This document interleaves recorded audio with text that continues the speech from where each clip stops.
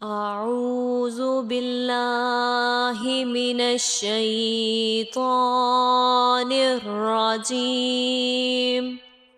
بسم الله الرحمن الرحيم. ألف لام ميم. غلبت الروم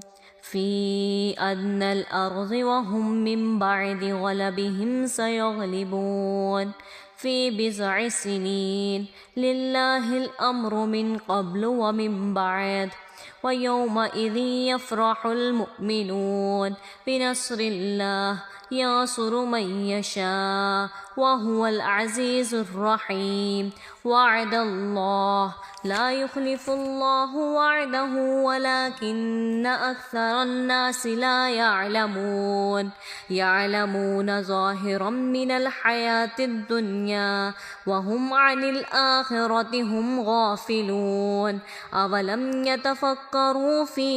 أنفسهم ما خلق الله السماوات والأرض وما بينهما إلا بالحق وأجل مسمى، وإن كثيرا من الناس بلقاء ربهم لكافرون. أولم يسيروا في الأرض فينظروا كيف كان عاقبة الذين من قبلهم، كانوا أشد منهم قوة وآثاروا الأرض وعمروها أكثر مما عمروها، وجاءتهم رسلهم بالبينات فما كان الله ليظلمهم ولكن كانوا أنفسهم يظلمون. ثم كان عاقبة الذين أساءوا السوء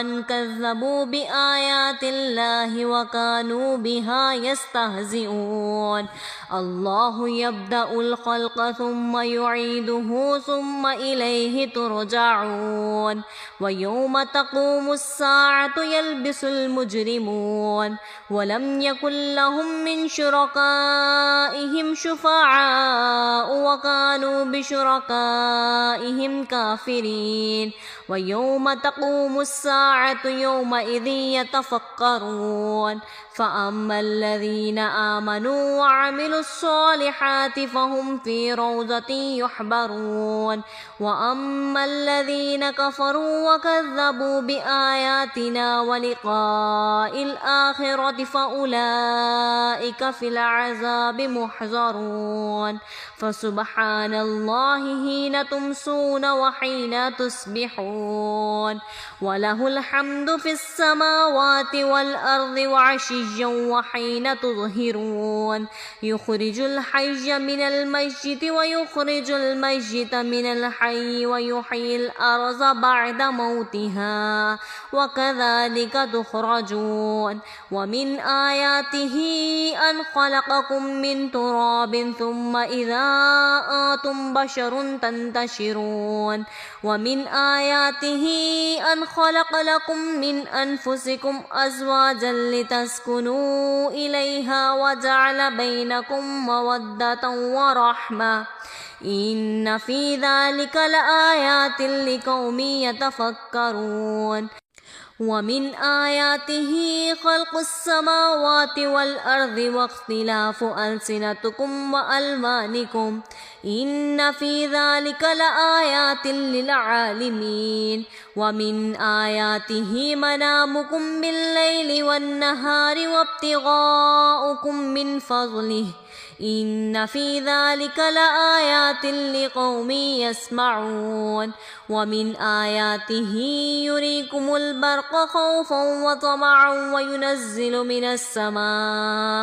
وينزل من السماء ماء فيحيي به الأرض بعد موتها إن في ذلك لآيات لقوم يعقلون. ومن آياته أن تقوم السماء والأرض بأمره ثم إذا دعاكم دعوة من الأرض إذا أنتم تخرجون. وله من في السماوات والأرض كل له قانتون وهو الذي يبدأ الخلق ثم يعيده وهو أهون عليه وله المثل الأعلى في السماوات والأرض وهو العزيز الحكيم ضرب لكم مثلا من أنفسكم هل لكم مما ملكت أيمانكم من شركاء فيما رزقناكم فأنتم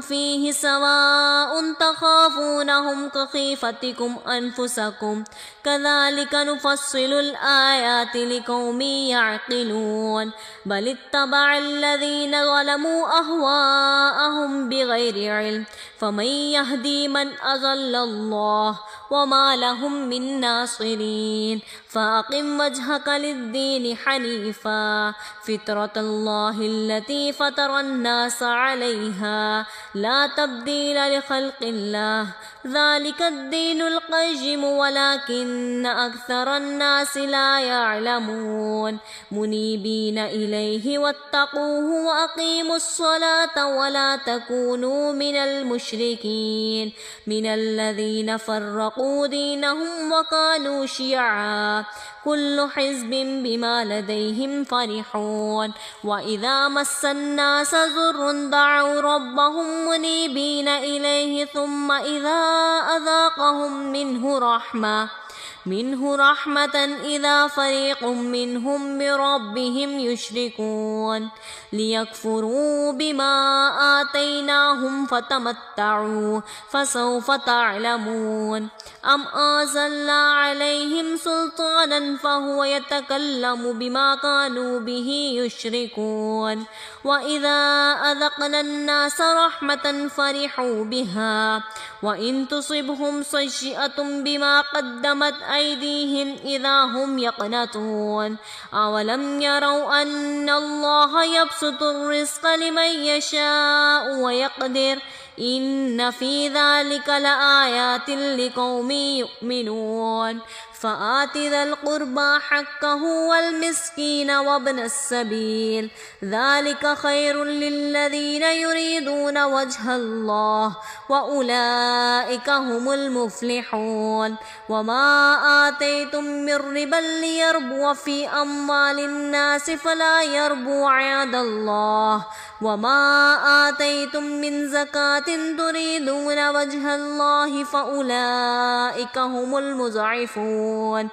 الله الذي خلقكم ثم رزقكم ثم يميتكم ثم يحييكم هل من شركائكم من يفعل من ذلكم من شيء سبحانه وتعالى أما يشركون ظهر الفساد في البر والبحر بما كسبت أيدي الناس ليذيقهم بعض الذي عملوا لعلهم يرجعون قل سيروا في الأرض فانظروا كيف كان عاقبة الذين من قبل كان أكثرهم مشركين فأقم وجهك للدين القيم من قبل أن يأتي يوم لا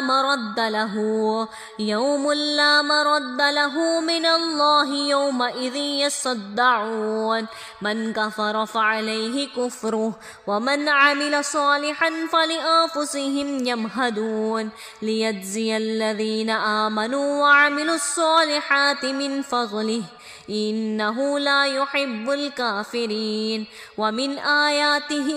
أن يرسل الرياح مبشرات وليذيقهم من رحمته ولتجري الفلك بأمره ولتبتغوا من فضله ولعلكم تشكرون ولقد أرسلنا من قبلك رسلا إلى قومهم فجاءوهم بالبينات فانتقمنا من الذين أجرموا وكان حقا علينا نصر المؤمنين الله الذي يرسل الرياح فتثير سحابا في السماء كيف يشاء ويجعله كسفا فترى الودق يخرج من خلاله فإذا أصاب به من يشاء من عباده إذا هم يستبشرون وإن كانوا من قبل أن ينزل عليهم من قبله لمبلسين فانظر إلى آثار رحمة الله كيف يحيي الأرض بعد موتها إن ذلك لمحيي الموتى وهو على كل شيء قدير ولئن أرسلنا ريحا فرأوه مصرفا لظلوا من بعده يكفرون فإنك لا تسمع الموت ولا تسمع السم الدعاء إذا ولوا مدبرين وما أنت بهذه العمي عن ضلالتهم إن تسمع إلا من يؤمن بآياتنا فهم مسلمون الله الذي خلقكم من ضعف ثم جعل من بعد ضعف قوة ثم جعل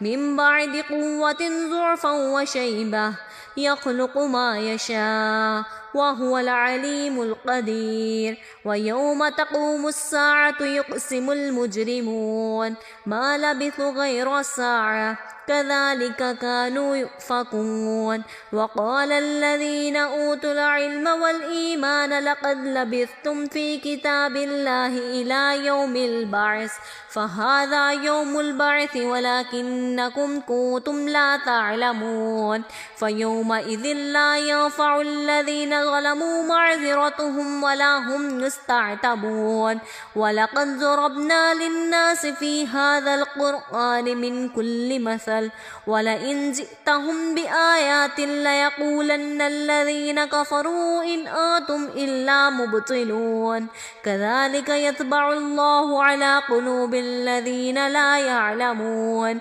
فاصبر إن وعد الله حق ولا يستخفنك الذين لا يوقنون صدق الله العظيم.